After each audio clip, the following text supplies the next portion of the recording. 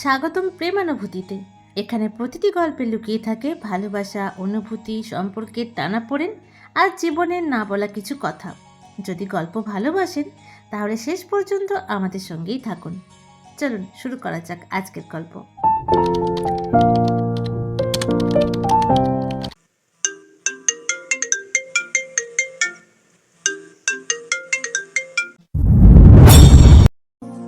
সকাল ৯টা।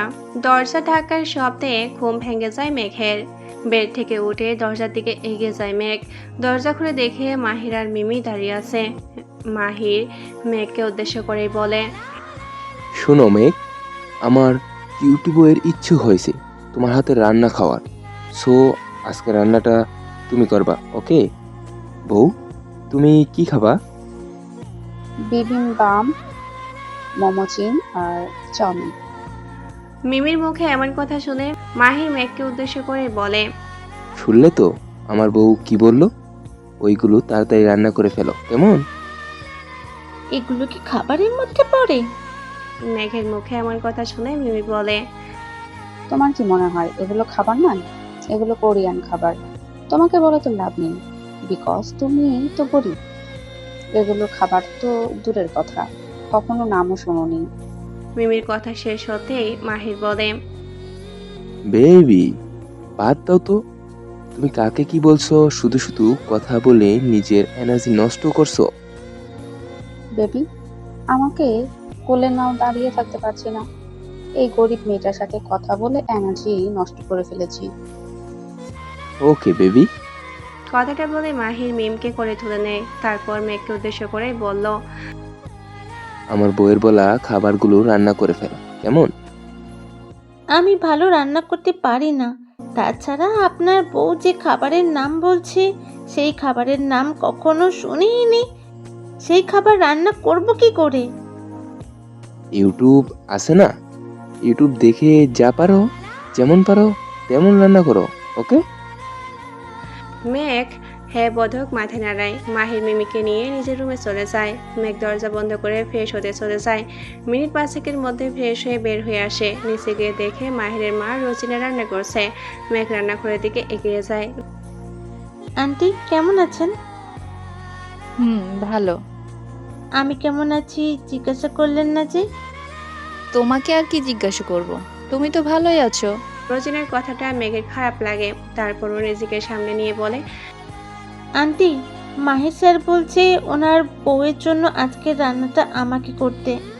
রোজিনা মেঘের হাতে খুন্তিটা দিয়ে রান্নাঘর থেকে বের হয়ে যায়। মেঘ ফোনটা অন করে ইউটিউবে গিয়ে সার্চ দেয় মিমির বলা খাবারগুলো। সার্চ দেওয়ার সাথে সাথে রেসিপি চলে আসে। ইউটিউব দেখে দেখে মিমির বলা খাবারগুলো রান্না করতে থাকে মেঘকে অপমান করে কথা বলার মিমির গালে কষিয়ে একটা থাপ্পড় বসিয়ে দেয় মাহির। রাগে রুমের জিনিস ভাঙচুর করতে থাকে।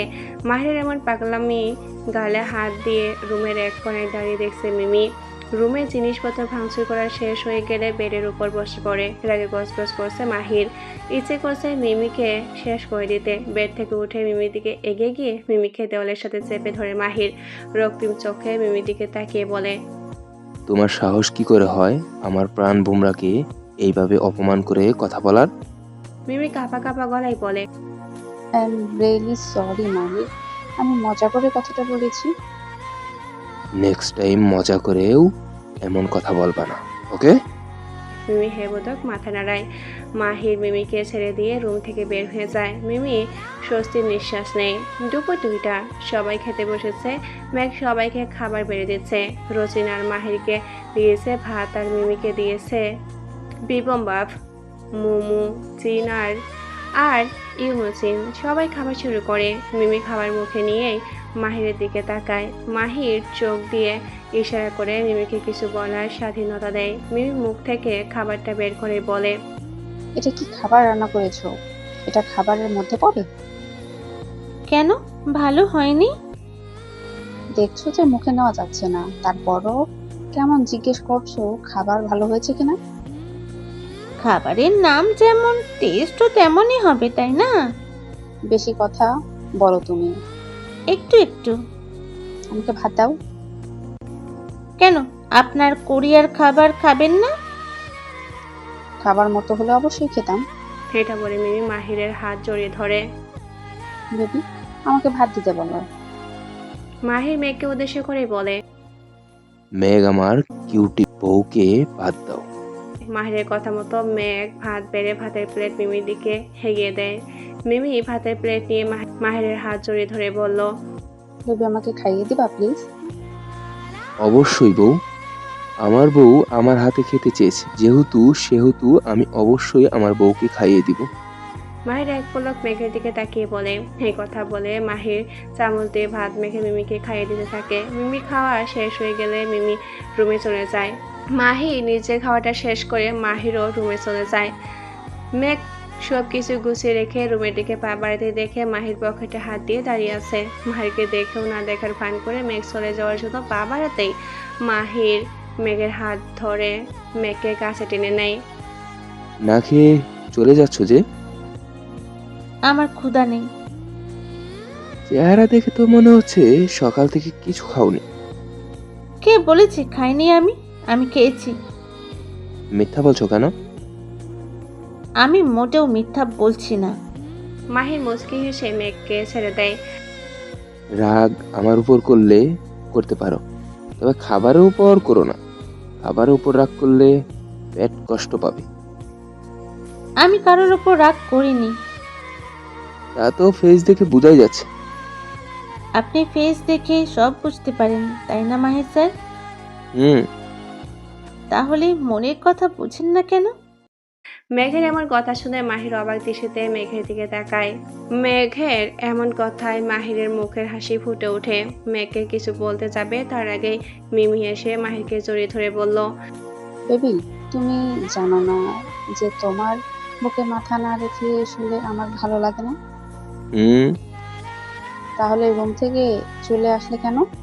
রুমে চলে যাই। চলো। মাহির আর মিমি রুমে চলে যায়। মেঘ মাহিরের যাওয়ার দিকে তাকিয়ে থাকে। চোখ দিয়ে গড়িয়ে পড়ে 2 ফোঁটা নোনা জল ছুটে যায় নিজের রুমের দিকে। রুমে গিয়ে দরজা বন্ধ করে কান্না করতে থাকে। মিমির প্রতি মাহিরের এমন কেয়ার ভালোবাসা দেখে মেঘের খুব কষ্ট হচ্ছে। মাহিরকে জড়িয়ে ধরে বলতে ইচ্ছে করছে, আমি আপনাকে ভালোবাসি মাহির স্যার। আপনার পাশে মিমিকে দেখতে আমার খুব কষ্ট হচ্ছে। সন্ধ্যা 7টা। এইমাত্র মেঘের ঘুম ভেঙেছে। তখন কান্না করতে করতে কখন সে ঘুমিয়ে পড়েছে তা মেঘ নিজেও জানে না। বেড থেকে উঠে বসছে মেঘ। ঘড়ির দিকে তাকিয়ে দেখে সন্ধ্যা 7টা বাজে। তাড়াহুড়ো করে বেড থেকে নামতে চাপে ঠিক তখনই মেঘের ফোনটা বেজে ওঠে। ফোন হাতে নিয়ে দেখে মাই লাইফ লাইন লিখে সেভ করা নাম্বার থেকে কল এসেছে। কিছু না থাকা সত্ত্বেও ফোনটা রিসিভ করে মেঘ। ফোন রিসিভ করতে ওপাশ থেকে ভেসে আসছে, বেবি কেমন আছো? ভালো। আমি কেমন আছি জিজ্ঞাসা করলে না যে? কেমন আছেন? আলহামদুলিল্লাহ, অনেক অনেক ভালো। ও। বেবি, একটা গুড নিউজ আছে। কি? আমি আজ রাত 11টার ফ্লাইটে বাংলাদেশে আসছি। মেঘ ছোট্ট করে বলে। ও। বেবি, আমি আসছি শুনে তুমি খুশি হওনি? হুম, হয়েছি তো, খুশি হব না কেন? তাহলে একটা চুমু দাও। মিরাজ দেখুন, বিয়ের আগে আমি এসব কিছু দিতে চাই না। ওকে বেবি, বাংলাদেশে এসেই আমরা বিয়ে করে নেব, কেমন? হুম। বেবি শোনো, বলেন। চুমু দাও না। আই লাভ ইউ তো বলা যায়, তাই না? হুম। একবার আই লাভ ইউ বলবা প্লিজ? মিরাজের এমন কথায় মেঘ বিরক্ত হয়। এর মধ্যে ইচ্ছে করছে ফোনটা কেটে দিতে, কিন্তু মানবতার খাতিরে কেটে দিতেও পারছে না। মেঘ চুপ করে আছে। মেঘকে চুপ থাকতে দেখে মিরাজ আবার বলে, কি হলো বেবি, বলো। মানে অপেক্ষা করুন, বাসর রাতেই বলবো নি, কেমন? Okay baby. আচ্ছা, এখন রাখছি, আল্লাহ হাফিজ। কথাটা বলে মেঘ ফোনটা কেটে দেয়। মিরাজের বলা কথা ভাবতে থাকে। মিরাজ যদি সত্যি সত্যি কালকে বাংলাদেশে আসে, তাহলে তো আমাকে এখান থেকে নিয়ে যেতে চাইবে, কিন্তু মাহির স্যার তো আমাকে নিয়ে যেতে দেবে না। আমি শিওর মাহির স্যার আর মিরাজের মধ্যে যুদ্ধ শুরু হবে। আমি এখন কি করব? মেঘ কথাটা বলে শেষ করতে না করতে দরজায় টোকা পড়ে। মেঘ নিজেকে স্বাভাবিক করে দরজার দিকে এগিয়ে যায়। দরজা খুলে দেখে মাহির দাঁড়িয়ে আছে। মাহিরের চোখের দিকে তাকিয়ে মেঘ ভয় পেয়ে যায়, কারণ মাহির তার দিকে রক্তিম চোখে তাকিয়ে আছে। রাগে গজগজ করছে মাহির। ইচ্ছে করছে মেঘের গালে কষিয়ে একটা থাপ্পড় বসিয়ে দিতে। মাহিরকে রাগে কাঁপতে দেখে মেঘ মনে মনে বলে, মাহির স্যার রেগে আছে কেন?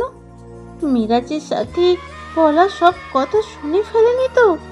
আল্লাহ, আমাকে বাঁচাও। মাহির শান্ত কণ্ঠে মেঘকে উদ্দেশ্য করেই বলে। তার সাথে এতক্ষণ কথা বলা হচ্ছিল? মেঘ চমকে ওঠে, মনে মনে বলে, এই যা, যেটার ভয় পাচ্ছিলাম সেটাই হলো। চুপ করে আছো কেন? মেঘ কাঁপা কাঁপা গলায় বলে ওঠে, মিরাজের সাথে। ওর সাথে এত কিসের কথা তোমার? ওর সাথেই তো কথা বলবো এখন, বিকজ 3 মাস পর তো ওকে বিয়ে করব। মেঘের মুখে বিয়ের কথা শুনে মাহিরের মাথায় রক্ত উঠে যায়। হাতের মুঠো শক্ত করে রাগ কন্ট্রোল করার চেষ্টা করতে থাকে।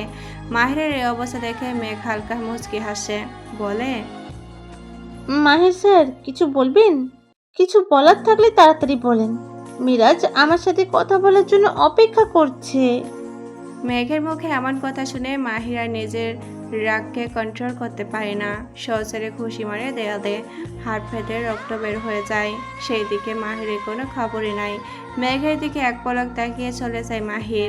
মাহিরের যাওয়ার দিকে তাকিয়ে মেঘ মুচকি হেসে বলল, মাহির স্যার, এই 2 দিন মিমির সাথে ঘনিষ্ঠ হয়ে আমাকে যতটা কষ্ট দিয়েছেন, তার থেকে দ্বিগুণ কষ্ট আমি আপনাকে দিব। কথাটা বলে মেঘ রুমের ভিতরে চলে যায়। রাত 1টা। সুইমিং পুলের পানিতে বডি ভিজিয়ে রেখে আকাশের দিকে তাকিয়ে আছে মাহির। হাতে তার ড্রিঙ্কের বোতল আর সিগারেট। মেঘের বলা কথাগুলোই বড্ড কষ্ট পেয়েছে সে।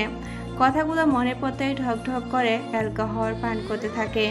মাহিরের এমন কাণ্ড বারান্দায় দাঁড়িয়ে দেখছে মিমি। মাহিরের দিকে তাকিয়ে মিমি আর মনেই বলে ওঠে, পৃথিবীর মানুষগুলো কেমন অদ্ভুত, যাকে আমরা কখনো ভাবো না তাকেই আমরা ভালোবেসে ফেলি।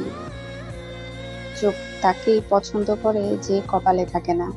মাহির স্যারকে আমি ভালোবাসি আমাকে, আর আপনি ভালোবাসেন মেঘকে, আর মেঘ ভালোবাসে মিরাজকে। সবাই কাউকে না কাউকে ভালোবাসে। মিমি কথা বলে রুমে গিয়ে শুয়ে পড়ে। 1 ঘন্টা ধরে ঘুমানোর বৃথা চেষ্টা করে যাচ্ছে মেঘ, কিছুতেই তার ঘুম আসছে না। চোখের সামনে শুধু মাহিরের রক্তাক্ত অবস্থায় থাকা হাতটা ভেসে উঠেছে। বেড থেকে লাফ দিয়ে উঠে বসছে মেঘ। আচ্ছা, মাহির স্যার কি হাতে ব্যান্ডেজ করেছে? না করলে তো রক্ত পড়া বন্ধ হবে না। কথাটা বলেই মেঘ থামে, পরক্ষণেই বলে ওঠে, উনি যে পরিমাণ তেরা, মনে হয় না করবে। কথাটা বলে বারান্দায় চলে যায় মেঘ। সুইমিং পুলের দিকে তাকাতেই মেঘের চোখ আটকে যায়। মাহির সুইমিং পুলে অর্ধেক নেমে আসে, একটু পর পর শুধু অ্যালকোহল পান করছে। মাহিরের এমন কেন দেখে মেঘ বুঝতে পারে যে তার কথায় মাহির কষ্ট পেয়েছে। এটা প্রায় সময় হয় মেঘের কথায় কষ্ট পেলে সুইমিং পুলের পানিতে অর্ধেক নেমে অ্যালকোহল পান করতে থাকে মাহির। মেঘ আরও বুঝতে পারে যে মাহির হাতে ব্যান্ডেজ করেনি। ফার্স্ট এড বক্স নিয়ে সুইমিং পুলের দিকে পা বাড়ায় মেঘ। কিছু দূর এগিয়ে থেমে যায়, কি একটা ভেবে আবার ব্যাক হয়ে চলে আসে। ফার্স্ট এড বক্সটা জায়গা মতো রেখে বারান্দায় চলে যায়। বারান্দায় বসে মাহিরকে দেখতে থাকে মেঘ। সকাল 7টা। বাংলাদেশের মাটিতে এসে পা রেখেছে মিরাজ। এয়ারপোর্ট থেকে বের হয়ে সোজা চলে যায় মেঘের বাসায়। বাড়ির কলিং বেল চাপতে দরজা খুলে দেয় মেঘের মা। মিরাজকে দেখে চমকে ওঠে। মিরাজ মুচকি হেসে বলল, আসসালামু আলাইকুম আন্টি, কেমন আছেন? ওয়ালাইকুম আসসালাম। ভালো আছি, তুমি কেমন আছো? জি আলহামদুলিল্লাহ, আমি অনেক ভালো আছি। ভেতরে এসো বাবা।